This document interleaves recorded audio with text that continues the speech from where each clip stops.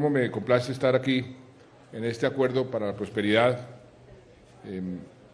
sobre un tema muy importante al cual me referiré después de mencionar los temas de la semana. Como ustedes saben, nosotros regresamos de un viaje muy productivo, estuvimos un día en Turquía, 2 días en el Reino Unido, viajes muy productivos porque logramos los propósitos que nos habíamos puesto y además no solamente logramos los objetivos, sino que logramos más cosas de las que teníamos previstas. Turquía es un país que está cada vez teniendo más importancia en el mundo y además en esa región tan interesante y tan convulsionada del mundo como es el Medio Oriente. Y Turquía está surgiendo como la gran potencia. Tiene una economía que está creciendo al 8-9% y tiene un peso específico político muy importante y por eso para nosotros tener una relación especial con Turquía es también muy importante. El viaje nos permitió establecer esa relación especial, estamos negociando un tratado de libre comercio, prácticamente no tenemos comercio con Turquía, cualquier cosa que podamos aumentar es ganancia para nosotros y también desde el punto de vista político esas relaciones nos convienen enormemente y desde el punto de vista también de toda la presencia nuestra en el escenario mundial y de la mano de un país como Turquía. Colombia y Turquía lo resaltaban en Londres, 2 economías que están creciendo a las tasas más altas del mundo, 2 economías, 2 democracias que están mostrándole al mundo que se pueden hacer las cosas. Eso nos abre muchísimas puertas, y eso fue un viaje muy productivo. El viaje a Londres, allá logramos los acuerdos que queríamos firmar con ellos en materia de educación.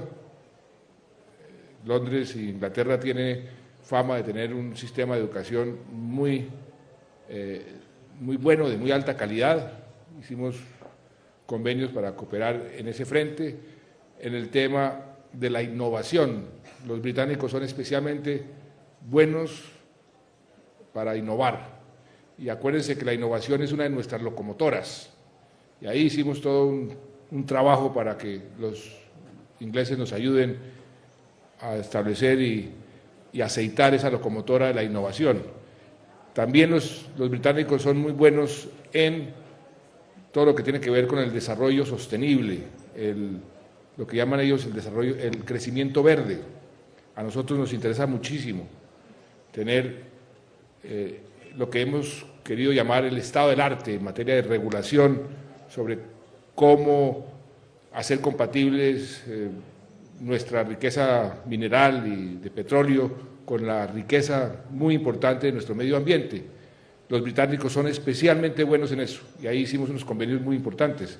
Es más, el príncipe Carlos, algunos dicen que yo fui a tomar té con el príncipe Carlos, pues sí, tomamos té, pero fue una solicitud que nos hizo, quería vernos para algo que nos honró muchísimo. Allá fuimos con el ministro del Medio Ambiente, dijo, estaba con todo su grupo de trabajo, él preside hace 26 años una fundación, tal vez la más importante del mundo, para preservar los bosques tropicales. Y nos dijo, mire, hemos visto la posición que ha asumido Colombia en el escenario mundial, la posición que ustedes tienen para llevar a la gran cumbre de Río el año entrante, la importancia que le están dando al tema de la reforestación y de la preservación de los bosques tropicales. Y queremos trabajar con ustedes, de la mano de ustedes. Tenemos muchísimos recursos, queremos ver cómo los podemos canalizar hacia Colombia y hacia la región. Algo que nos pareció de gran importancia, porque la verdad es que los recursos que consiguen son muy cuantiosos. A través de esa organización, Indonesia consiguió $1 billón, 1.000 millones de dólares solamente para preservar su bosque tropical. Entonces, ahí fue una visita muy productiva con el ministro de Medio Ambiente, quedaron en proponer los planes para que podamos trabajar juntos. Y lo otro que logramos, y que es algo muy importante para Colombia con el primer ministro Cameron, fue, por un lado, que duplicáramos el comercio en los próximos 3 años. O sea que nos vamos a estimular las exportaciones hacia Inglaterra para poderlas duplicar en los próximos 3 años. Y la Cámara de Comercio Colombo-Británica, que está muy interesada en Colombia, hizo una especie de estudio y tienen previstos invertir 3.4 billones de dólares, 3.400 millones de dólares es lo que en principio tienen previsto invertir en Colombia en los próximos 3 años. ¿Eso qué nos significa a todos nosotros? Una palabra clave: más empleo, más trabajo, más prosperidad. Todos estos viajes tienen como propósito fundamental abrir mercados que abren puestos de trabajo y que crean puestos de trabajo aquí en Colombia. Y eso es lo que hemos venido haciendo, y por eso hemos sido el país de la región que más empleos ha creado en los últimos 13, 14 meses. Y lo dice el mundo entero. Mientras en Europa, en Estados Unidos, en Japón, en muchos sitios están despidiendo a la gente, aquí hemos creado 1.085.000 empleos de acuerdo a la última cifra del DANE. Y espero que la cifra que se publique en los próximos días del mes siguiente le sume a esa cifra. Eso es lo importante. Todas las políticas públicas deben tener unos objetivos fundamentales.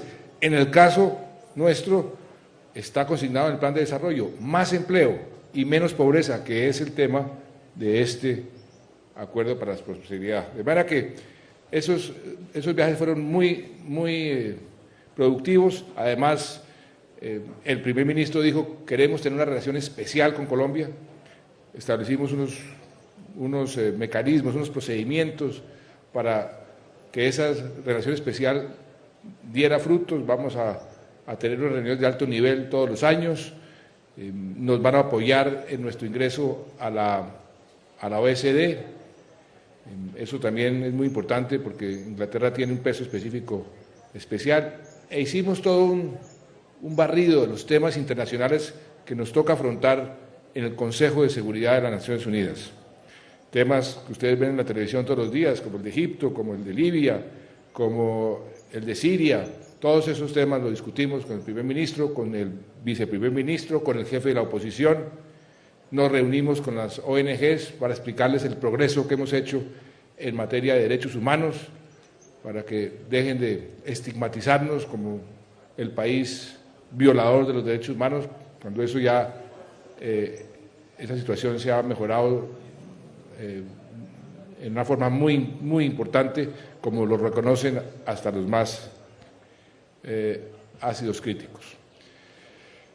Llegamos a Colombia, estuvimos todos estos días pendientes del invierno, pendientes de cómo podíamos reaccionar de la mejor forma a este desastre invernal que se está presentando exactamente en la forma como lo habíamos venido diciendo hace, ¿cuánto, doctor Lozano? Hace más de un año. ¿Qué iba a pasar en Colombia? Que vino el fenómeno de la Niña, el más agudo, el más grave, el más desastroso que ha tenido la historia, porque la temperatura del Océano Pacífico se bajó 1,5 grados, 1,5, y eso provocó las lluvias que todos vimos durante tanto tiempo, y que no nos iba a dejar espacio para que se secara lo que se había mojado, lo que se había inundado, y que vendrían lluvias nuevas y que comenzarían a llover sobre una tierra que todavía estaba húmeda. Eso lo dijimos hace más de un año. Ojo, que no podemos hacer muchas de las obras porque tenemos que esperar a que la tierra se seque, y va a venir el otro invierno y va a encontrar una situación muy debilitada, y eso es infortunadamente lo que estamos viendo. Este otro invierno, infortunadamente, es otra niña, mucho más débil, porque la temperatura del Océano Pacífico frente a la temperatura normal no bajó 1.5 grados, sino solamente 0.4, ¿eso es cierto? 0.4, o sea, una tercera parte de lo que se había enfriado el Pacífico se enfrió esta vez. O sea que sí hay un fenómeno de la Niña, pero más pequeño. Por eso también ha llovido más de lo que es el promedio aquí en Colombia en esta época de lluvias. Esta época es de lluvias siempre, pero ha llovido mucho más, aunque no tanto como el año pasado. Ha llovido entre 2 y 3 veces más, cuando el año pasado llovió entre 6, 7 y hasta 8 veces más. Pero lo grave es que este fenómeno de la Niña pequeño, pues nos llegó sobre una tierra que estaba con su nivel freático en el punto más alto. Por eso, en la sabana de Bogotá, llueve 15 milímetros y el río Bogotá aumenta 15 milímetros. La tierra ya perdió su capacidad de absorber el agua. Las montañas, lo mismo. Ayer estuvimos en La Vega con el gobernador viendo el derrumbe, el deslizamiento en La Vega, en la carretera, y simplemente para darles una magnitud del tipo de deslizamientos que estamos viendo.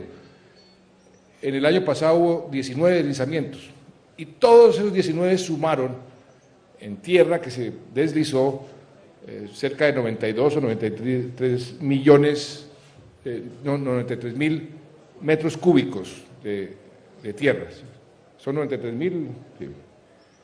Este solo deslizamiento, uno solo, se deslizó 53 mil metros cúbicos de tierra.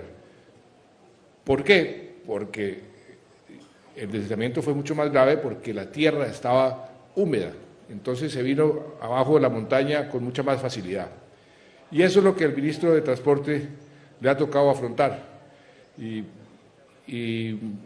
la verdad es que se ha hecho con mucha efectividad. Donde hay un deslizamiento, allá están el Ministerio de Transporte, están los organismos de socorro, está el doctor Márquez con todo su equipo. En ninguna parte he recibido quejas de que no ha llegado la ayuda humanitaria a tiempo, siempre ha llegado a tiempo, en forma efectiva. Hay 1 o 2 casos que se demoró por razones logísticas, pero allá ha llegado el Estado, las autoridades, y en la parte de la infraestructura, pues es una situación realmente difícil, porque no se pueden hacer las obras hasta que no se seque la tierra, y lo que nos toca ahora es ir abriendo las carreteras que se van tapando por los deslizamientos, perseverar ahí y estar planeando las obras importantes. Ayer lo que pude constatar es que han venido trabajando prácticamente 24 horas desde el 19 de noviembre y hoy se abrió esa carretera en los 2 carriles. Estaba previsto inclusive que se abriera en 2 o 3 días, se anticipó por el trabajo que se hizo. No se podía hacer más. Las máquinas que estaban ayer trabajando era el máximo número que se podía porque no cabían más. Y eso es lo importante que le he dicho a todos los funcionarios, que tengamos todos la mente tranquila, la conciencia tranquila, que hicimos todo lo que pudimos. Contra la naturaleza muchas veces no podemos imponernos, pero podemos hacer todo lo que estuvo a nuestro alcance. Y eso es lo que yo les digo a todos los funcionarios todos los días. Hagan todo lo que está a su alcance para ayudar a la gente, para que la gente no sufra con este invierno y para poder ir reparando los daños a la mayor rapidez posible. Y eso es lo que hemos venido haciendo. Ayer hicimos unos anuncios importantes con el señor gobernador. El gobernador electo estoy seguro que va a quedar muy contento y estoy seguro que está enterado. desde hace un año, precisamente cuando se inundó casi todo el departamento, pues Mosquera estaba inundado toda la sabana de Bogotá. Y con Andrés González nos sentamos a decir, bueno, este tema del río Bogotá es un tema que ha venido discutiéndose hace 40, 50, 60 años. ¿Cuántos estudios no han hecho? ¿Cuántas iniciativas no se han tomado? Y lo que se ha hecho es lo que se ha hecho, por ejemplo, en La Mojana o en el propio Canal del Dique. Son obritas chiquitas, obritas, mire, hagamos esto aquí, hagamos esto allá, pero esas obritas chiquitas, el invierno y ahora con el cambio climático que nos asegura que los inviernos de aquí en adelante van a ser más fuertes, pues no sirven.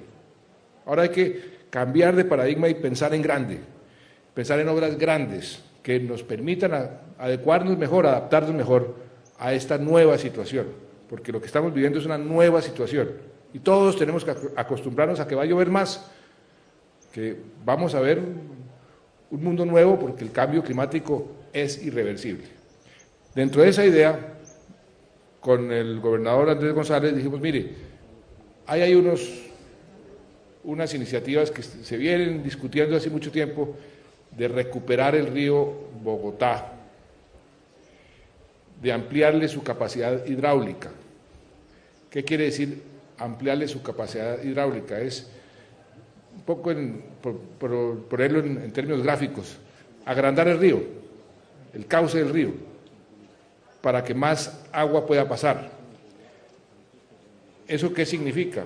Eso significa que si se agranda el cauce del río, si se aumenta su capacidad hidráulica, pues va a ser mucho menos susceptible a inundaciones, porque va a tener un cauce más grande. Y como viene más agua, pues lo lógico es agrandar el cauce del agua, ampliar su capacidad hidráulica. Pero también el río, ustedes lo conocen mejor que yo, es un río tal vez los más contaminados del mundo. Entonces también hay la iniciativa de ir limpiándolo. No se puede limpiar de un día para otro, pero sí de ir recuperando el río. Ya hay una planta en Salitre y se tenía previsto ampliar la capacidad de esa planta para que se pueda descontaminar más agua de la que hoy descontamina. Esa es una segunda parte de ese proyecto. Y una tercera parte que es algo muy bonito y es crear, y el doctor Juan Lozano va a entender muy bien la importancia de esta iniciativa, es crear un entorno alrededor del río, del cauce del río, es recuperar el cauce y volverlo un parque ecológico. Y además darle descansaderos al río. El río tiene, los ríos en Colombia, todos, en el mundo, tienen sus descansaderos, ahí van transitando y de pronto necesitan sitios donde descansar y donde seguir. Esos descansaderos, nosotros los seres humanos se los hemos venido quitando a los ríos. Y hay una frase que me quedó marcadísima, que me dijo uno de los mamos en la Sierra Nevada el día de mi posesión, cuando me advirtieron lo que se venía. Los mamos de la Sierra Nevada me advirtieron, presidente, se vienen días muy difíciles en materia de inundaciones del agua, porque llegamos al punto de tolerancia y el agua tiene, y esa fue la frase que me quedó sonando siempre, no hay ningún elemento en el universo que tenga mejor memoria que el agua. Mire la frase, no hay ningún elemento en el universo que tenga mejor memoria que el agua. ¿Qué quiere decir eso? Que los ríos, tarde o temprano, buscan nuevamente sus descansaderos, sus cauces. Y eso es lo que estamos viendo. Cuando vemos que se inunda parte de la sabana ya cerca a Chía, es porque hemos invadido parte de los descansaderos de los ríos. Entonces, ¿qué vamos a hacer con el río Bogotá y ojalá con muchos ríos? Vamos a ir comprando los predios, que son los descansaderos naturales de los ríos, y que el día en que se necesite, como sucedió en Estados Unidos en este invierno, hacía 45 o 50 años que no se tenía que inundar el río Mississippi. ¿Y qué hicieron los americanos? Abrieron unas esclusas y permitieron que se inundaran cerca de 40.000 o 50.000 hectáreas, porque eran descansaderos del río. Estaba previsto hace 40 años, no había habido necesidad, porque nunca había llovido tanto. Esta vez lo hicieron. Lo mismo tenemos que hacer nosotros, es identificar esos descansaderos del río Bogotá, del río Magdalena, del río Cauca, de los diferentes ríos, para que los ríos vuelvan a recuperar su espacio, el espacio que nosotros les hemos venido robando, y los ríos están reclamando que les devolvamos esos espacios, y eso lo vamos a tener que hacer poco a poco. Vamos a tener que ir comprando los predios a los dueños de esos descansaderos, decirles, me da mucha pena con ustedes, pero esto le pertenece al río, se lo pagamos y lo convertimos en descansadero, para que podamos adaptarnos a este nuevo mundo, adaptarnos al cambio climático. Entonces, ese proyecto, ayer por la mañana, me ha dicho el gobernador que faltaba el último visto bueno del Banco Mundial. El Banco Mundial va a financiar 250 millones de dólares y los otros 250 millones de dólares los pone el departamento, la CAR, pues hay un fondo para eso. El gobierno entonces avaló ese crédito, dio garantía a la nación, y yo llamé ayer al Banco Mundial, le dije, es urgente que nos den el visto bueno sobre esto porque esto no da espera, ya el proyecto está totalmente listo para abrir la licitación. El Banco Mundial me dijo, espéreme 10 minutos, yo hago unas consultas. Me llamaron a las 11 de la mañana, me dijeron, hicimos una consulta virtual de la Junta y puede decir que hemos dado el visto bueno. Eso quiere decir que la licitación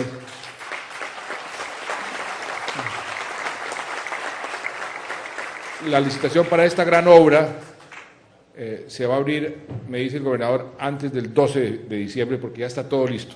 Imagínense lo que eso va a representar para el departamento y para la ciudad de Bogotá, para la calidad de vida, ir recuperando el río Bogotá, que en muchos sitios del mundo vivir al lado del río es un privilegio. En el caso nuestro, vivir al lado del río es un peligro. Y es una situación realmente incómoda, porque es que el río es un río muerto, pero lo vamos a ir recuperando. Y esta es la primera fase, 500 millones de dólares, una primera fase, 70 kilómetros.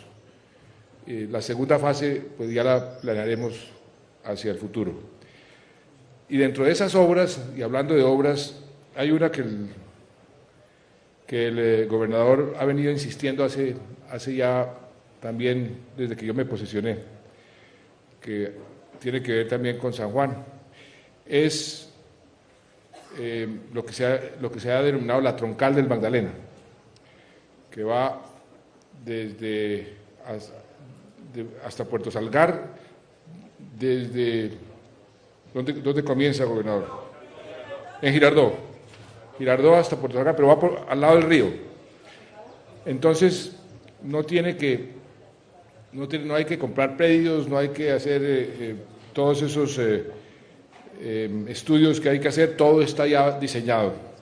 Entonces yo quisiera aprovechar que está aquí el nuevo gobernador. Usted está enterado muy bien de esta obra, ¿no es cierto? Y usted... Bueno, entonces, ¿por qué no...? Muy rápidamente le digo, presidente, esa vía, quien la concibió fue el general Rojas Pinilla, hay que decirlo. ¿Eso es bueno o es malo? Es bueno. Es bueno porque fue el que la concibió, no que la ejecutó. Mira, la paradoja, entonces la concibió Rojas Pinilla, me va a tocar ejecutarla a mí. Sí. Bueno. Entonces, presidente, es muy importante porque es la troncal del Magdalena el tramo que le hace falta para conectar el Atlántico con el Pacífico sin subir una sola montaña. Eso está dentro de la propuesta que yo hice en campaña, no solamente ahora, sino desde antes. Hemos venido trabajando con el doctor Andrés González desde antes, desde cuando yo fui secretario de Obras Públicas, e inclusive cuando fui secretario de Hacienda en el 92, se escogió como vía estratégica del Departamento Nacional. Ya quedó en el Plan Nacional de Desarrollo, hay que decir que a los parlamentarios también, presidente. Así es, entonces, a ver, ministro, ¿a qué nos podemos comprometer para que esa obra la dejemos ya en construcción, lo más pronto posible? Bueno, presidente, hemos venido hablando con la Gobernación desde la Agencia Nacional de Infraestructura, ya tenemos los estudios y los diseños listos, estamos simplemente terminando la estructuración de ese proyecto y consideramos nosotros que con el apoyo del Congreso de la República, la ley de iniciativas privadas, que va a ser muy importante para el desarrollo de este tipo de proyectos, este proyecto, aprobada esa ley, puede ser el primer proyecto que podamos sacar adelante a través de esa ley de iniciativas, o sea que puede estar para los primeros meses del año entrante. Y podemos pedirles, eso sería, esa vía es casi como otra Ruta del Sol. Si usted me permite, presidente, le va a complementar algo de lo que dice el gobernador electo. Esa vía se une con Ruta del Sol, llega de Puerto Salgar a Puerto Bogotá, que hay que construir el tramo nuevo. Puerto Bogotá, Girardot, Girardot, Neiva, Neiva, Mocoa, Mocoa, Pasto, y de ahí podemos salir hacia el sur del país, y desde Neiva podemos salir hacia Popayán por la vía que estamos construyendo en Paletará. O sea que es una vía estratégica para el desarrollo de Colombia, y sería muy importante la aprobación de esa ley de iniciativas privadas, porque no solo para esta, sino para otras vías que necesita hoy urgentemente el país, el impulso puede ser inmensamente grande. Muy bien, y además eso va hasta Puerto Salgar, y con los planes de hacer el río navegable y como una nueva autopista, eso va a ser algo muy importante para la competitividad del país. Sistema multimodal. Entonces, señores senadores y representantes, ustedes que han contribuido, porque todo esto es posible gracias a que ustedes nos dan las facilidades, los recursos. Esta obra que anunciamos ayer también es parte de su trabajo. Ayúdenos en eso, en ver si podemos sacar esa iniciativa, que creo que tiene mensaje de urgencia. La podamos... Sí, No, claro, si tiene mensaje de urgencia, la presentó ya, inclusive acordamos que la presentara el ministro de Hacienda, ya la presentó hace más de 15 días y en este momento está en el Congreso en estudio. Debe estar en las comisiones respectivas, cuartas y quintas, estoy seguro que deben estar ahí porque el mensaje de urgencia sí me acuerdo de haberlo firmado. De todas formas, hagamos el esfuerzo para ver si la sacamos antes de que termine el Congreso, sería muy importante. Y, a ver, gobernador, ¿usted quiere decir algo?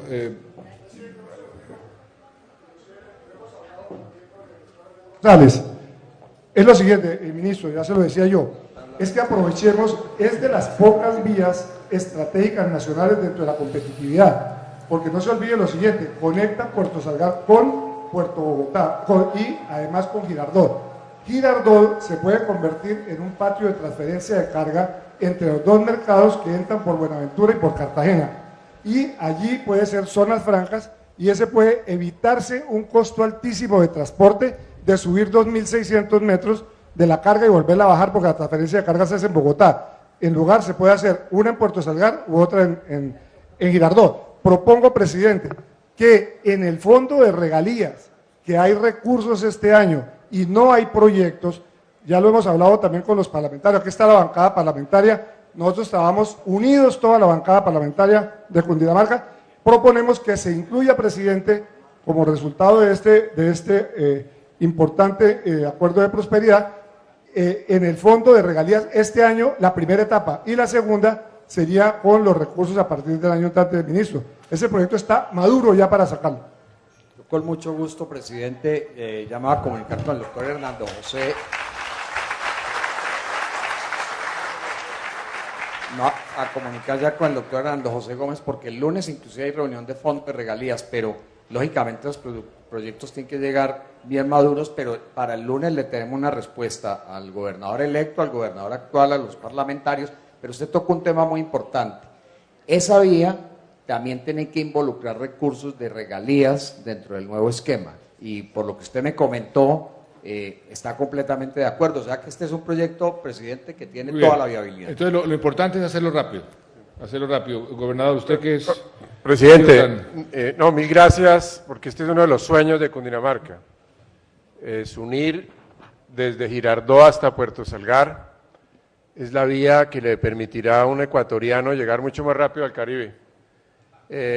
Y todo esto es posible en la medida en que hubiese estudios. Y ya tenemos los estudios, gastamos más de 2 años y medio haciendo los estudios, están en estudios fase 3, incluso la última parte del estudio en colaboración con el Ministerio de Transporte, la última fase de los estudios nos la entregó el Ministerio hace 15, 20 días. Igualmente tiene la banca de inversión, tiene un estudio de tráfico contratado con la Universidad Tecnológica de Tunja, ¿verdad? Que todos los requisitos están sobre la mesa. Incluye, presidente, un tema fundamental.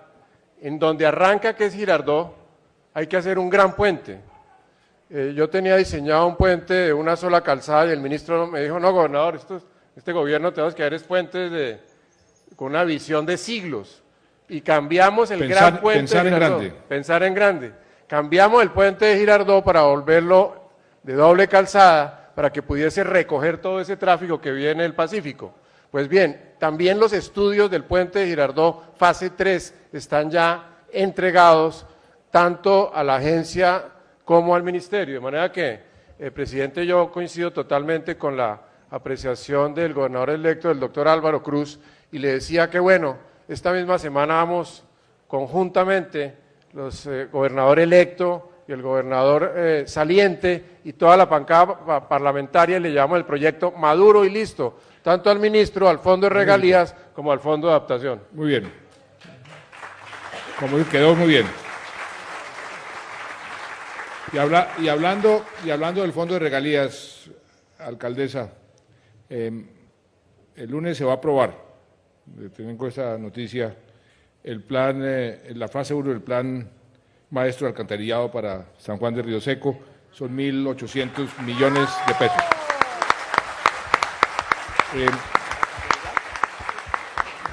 1.632 millones de pesos y el lunes debe quedar aprobado para que la cobertura pueda aumentarse al 100%. Totalmente. Entonces usted deja el departamento con el 100%. Total. De manera que le tenía esa noticia.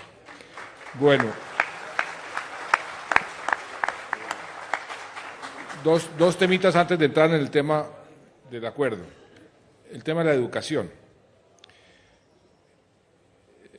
Le dijimos a los estudiantes que el gobierno no les iba a poner conejo, que nosotros íbamos a cumplir y vamos a cumplir.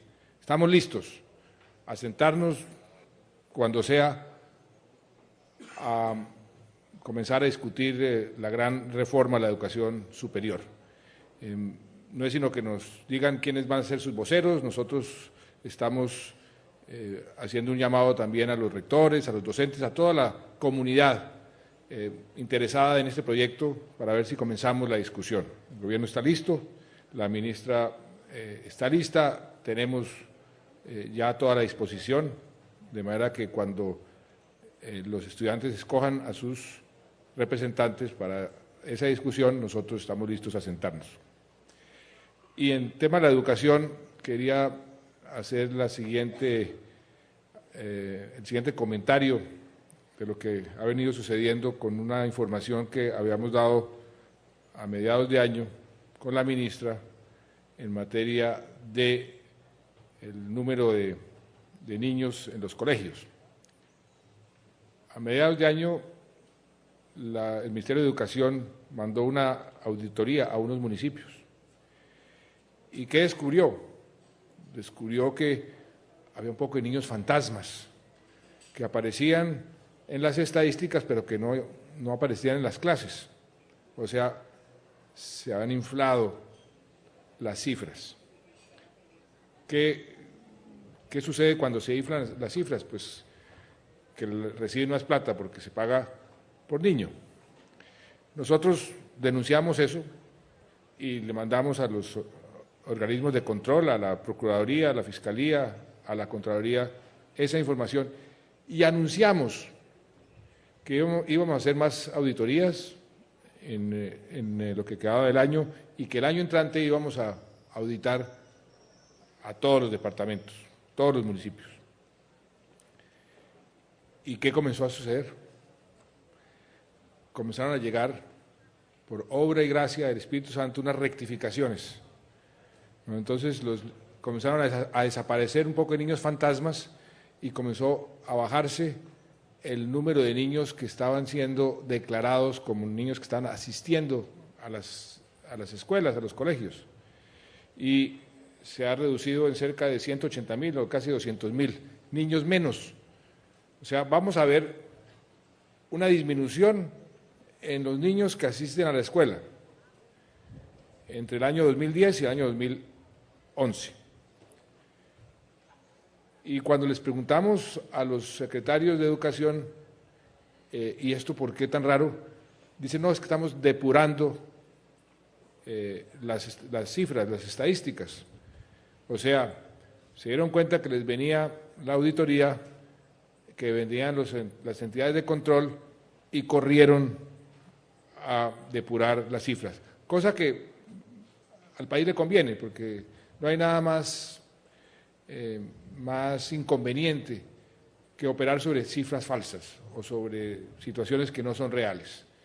Este llamado de atención y esta auditoría que hizo el Ministerio tuvo el efecto que vamos a tener unas cifras decantadas el año entrante para poder girar la plata que corresponde.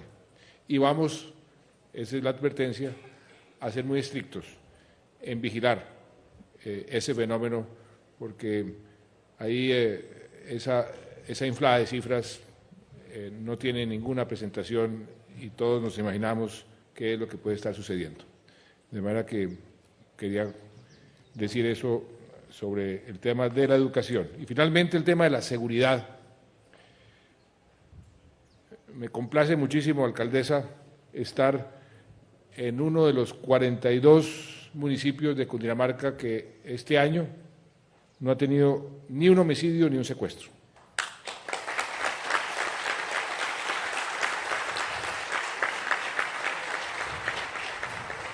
Y en esta última semana, como siempre ha sido costumbre, dar unos informes sobre la última semana en comparación con la misma semana del año anterior, para simplemente ver cómo vamos. Miren las cifras. En esta semana, del 18 de noviembre al 24 de noviembre del año 2011, frente al 18 de noviembre al 24 de noviembre del año 2010. En homicidios, tenemos 69 homicidios menos, es decir, una reducción del 20%. En lesiones comunes, tenemos 244 menos, una reducción del 30%. En secuestro, tenemos 7 secuestros menos, una reducción del 88%. En hurto común, tenemos 724 hurtos comunes menos, una reducción del 46%. En hurto de vehículos tenemos 216 menos, una reducción del 47%. Y en actos terroristas tenemos 6 menos, una reducción del 40%. O sea que fue una buena semana, general y coronel, en materia de seguridad. Muchas felicitaciones. Ahora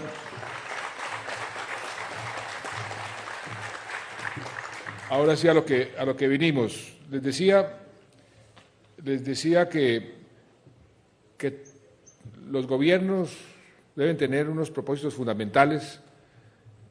Ustedes ya deben saberse de memoria que este gobierno tiene esos 3 objetivos fundamentales que están consignados en el Plan de Desarrollo que el Congreso de la República discutió y aprobó, que se pueden resumir en 3 objetivos: más empleo, más seguridad y menos pobreza.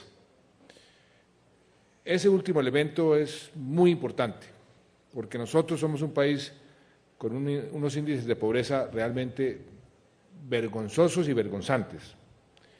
Y además un país no es viable en el largo plazo con esos índices de desigualdad y de pobreza. Por eso lo convertimos en uno de los grandes propósitos. Para eso hemos venido trabajando con todo el montaje de toda una estrategia, que hoy todos los analistas internacionales la están señalando como un ejemplo, que ya está en marcha. Hace 15 días montamos todo un sector que hemos llamado el sector de la inclusión social y la reconciliación, para que todas las entidades del Estado, las instituciones del Estado, estén mejor coordinadas, mejor organizadas, para que sean más efectivas en lograr esos objetivos sociales. Nada sacamos que tengamos un crecimiento de la economía del 6, del 7%, si eso no mejora las condiciones sociales de los que hoy están más necesitados.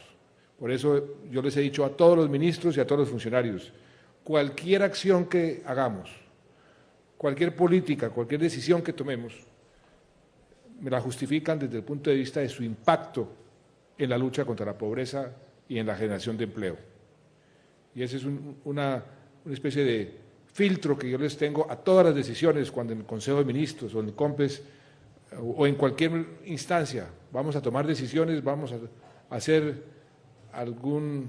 poner en marcha alguna política, decimos qué impacto va a tener en el empleo y qué impacto va a tener en la pobreza.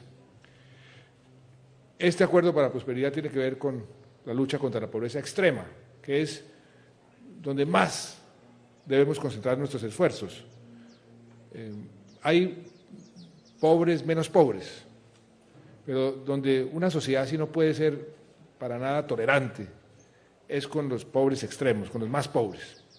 Y ese índice de pobreza extrema que tenemos en el país es demasiado alto, tenemos un 13, 14%, tenemos que bajarlo, como bajamos el desempleo a un dígito, como bajamos en su momento la inflación a un dígito, vamos a bajar la pobreza extrema a un dígito. ¿Y cómo hacerlo? Eso no se da por generación espontánea, eso se da con políticas medibles, casi que familia por familia, indicador por indicador, para ir graduando de la pobreza extrema a ojalá más de 1.200.000 compatriotas. Ese es un propósito muy importante, muy ambicioso, pero estamos seguros, doctor Samuel Azud, que lo vamos a lograr. Ese es el tema de este acuerdo para la prosperidad, un tema muy, muy importante y por eso, pues, sin más preámbulos, quiero que iniciemos el acuerdo para que veamos cómo aquí en San Juan del Río Seco, pero en Cundinamarca y en el país le ponemos el acelerador a este objetivo tan importante que es la lucha contra la pobreza y sobre todo contra la pobreza extrema. De manera que, de nuevo, muy complacido de estar aquí y muchas gracias por esta hospitalidad, este recibimiento tan generoso. Muchas gracias.